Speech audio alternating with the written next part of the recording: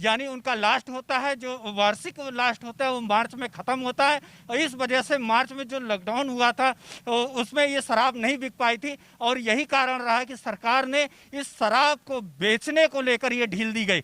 हमारे साथ कुछ महिलाएं मौजूद हैं, उनसे हम जानने की कोशिश करते हैं कि आखिर उनके जीवन में क्या असर पड़ता है। क्या लगता है असर शराब बेचने में? ठीक तो नहीं है शराब बेचना इस समय, वैसे भी खाने को दिक्कत है सबके, और ऊपर से शराब का क्या है इसमें, माने शराब न होना तो माने एक गरीब घर में आदमी जाके शराब पी आ रहे हैं, खाने के लिए ठिकान नहीं है, महिलाएं परेशान हैं। इसलिए सरकार ने जो डिसीजन लिया है शराब बेचने को, उसमें कई कई ऐसे जो ना आप दृश्य देखने को मिले हैं, महिलाएं भी शराब लेने में पीछे नहीं रही हैं। और ये देखने को मिला है कि शराब ठेकों पर जो लंबी लाइन लगी रही है उसमें महिलाएं भी लाइन उस कतार में देखने को मिली है। क्या महिलाएं भी नशेड़ी हो गई हैं?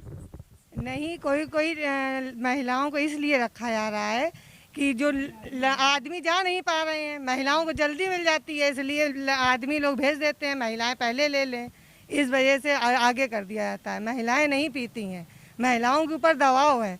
जो बेरोजगार हैं वो बेचारी दबी कुचली हुई हैं, वो डर के पीछे पैसे वाले कह देते हैं जाओ ले आ दो, तो ला के दे देती हैं, और उनको और क्या फ़ायदा है, पैसे कुछ मिल जाते हैं, कुछ अनाज मिल जाता है, बच्चों का पेट पाल लेती हैं, इसलिए वो चली जाती हैं। बच्चों का पेट पालने को लेकर शराब का बिजनेस, यानी महिलाओं ने एक जो रोल निकाल रखा है शराब को बेचने में, यानी जो शराब ठेके हैं उनमें जो लंबी लंबी लाइनें लग के आ रही थी, उन लंबी लाइनों में शायद पुरुषों को शराब नहीं मिल पा रही थी, और यही कारण था कि महिलाएं भी उस लाइन में शामिल हो गई ताकि उनको शराब की बोतलें बड़ी आसानी से मिल सके, और उस शराब की बोतलों से वो अपने घर का अनाज भर सकें। लेकिन क्या लगता है कि वास्तविकता में शराब के इस पैसे से बच्चों को अनाज यानी रोटी खिलाना चाहिए?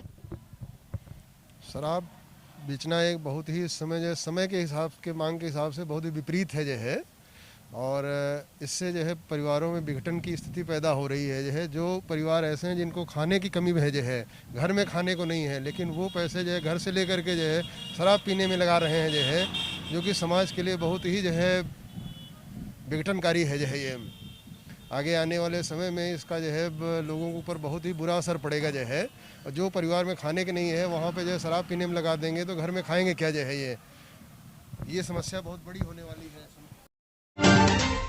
यही कहा श्रोता, जिस तरीके से सरकार ने जो शराब ठेके खोलने का डिसीजन लिया है वो निंदनीय है, और इसमें इस माहौल में यदि शराब ठेकों को खोलने का आदेश दिया है सरकार ने, तो निश्चित इस पे जो महिलाओं पे क्या असर पड़ता है ये एक अपने आप में देखने वाली चिंतन और विषय चिंतन का है कि आखिर सरकार ने ऐसा डिसीजन क्यों लिया शराब ठेका खोलने को, जब दुनिया एक महामारी के इस दौर में गुजर रही हो, आर्थिक तंगी से देश गुजर रहा है और हर व्यक्ति परेशान है।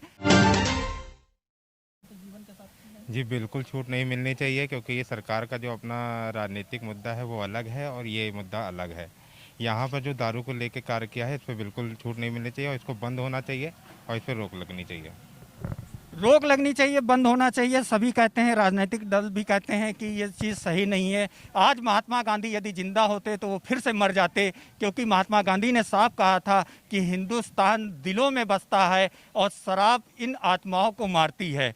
यानी हिंदुस्तान में यदि शराब बिक रही है तो निश्चित जो है ये हिंदुस्तान आज की आत्मा में मर चुकी है। और यहाँ के जो लोग हैं, राजनीतिक पार्टियाँ हैं जो प्रशासनिक स्तर पे हैं, शराब का समर्थन करते हैं, वो क्या वास्तविकता में गांधी का समर्थन करते हैं? जबकि महात्मा गांधी ने साफ कहा था कि हिंदुस्तान में शराब नहीं बिकनी चाहिए, और हिंदुस्तान में यदि शराब आती है तो निश्चित हिंदुस्तान का जो आत्मा है वो मर चुकी है। यानी क्या लगता है गांधी जी के आदर्शों पे लोग चल रहे हैं? गांधी जी के आदर्शों को तो सभी भूल चुके हैं। आज वो आदर्श किसी के पास नहीं रह गए, चाहे वो राजनीतिक पार्टियां हों चाहे समाज। जब उनके व्यक्तित्व को दिखाया ही नहीं जा रहा है और कंस और रावण जैसे लोगों के व्यक्तित्व को दिखाया जा रहा है, तो गांधी का अंत कहाँ दिखाया जाएगा यहाँ पे? तो यानी आप मानते हैं कि गांधी के विचारों को कोई करने वाला नहीं, विचारों पे कोई चलता नहीं है? गांधी के विचारों पे आज कोई नहीं चलता है, सब केवल अपने, आज रावण और कंस का समय चल रहा है। और गांधी के विचारों पे कोई नहीं चल रहा है। यानी हम मान लें कि आज हिंदुस्तान में रावण राज्य है और रावण के नाम पर लोग आज भी अपना बिजनेस कर रहे हैं, व्यापार कर रहे हैं। लेकिन हमारे साथ कुछ युवा वर्ग भी जुड़ा हुआ है, उनसे भी हम जानने की कोशिश करते हैं कि शराब के दृष्टिकोण में क्या लगता है कि युवाएं आज ड्रिंक करनी चाहिए। नहीं, ये आज की युवा वर्ग को बिल्कुल ड्रिंक नहीं करनी चाहिए। ये उनके सेहत को, उनके आगे वाली आने वाली पीढ़ी, उनके वो कैरियर को भी ख़राब कर सकता है। और उनके माँ बाप जिन्होंने बहुत मेहनत करके उनके ऊपर पैसा लगाया है, वो भी बर्बाद होता है। आप कभी पिएंगे?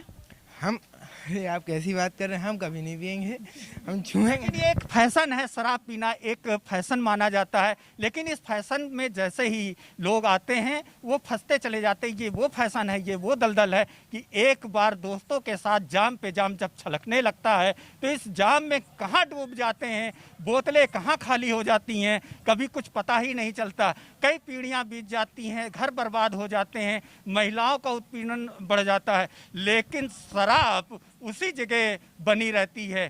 बोतल में है शराब और शराब में है इंसान।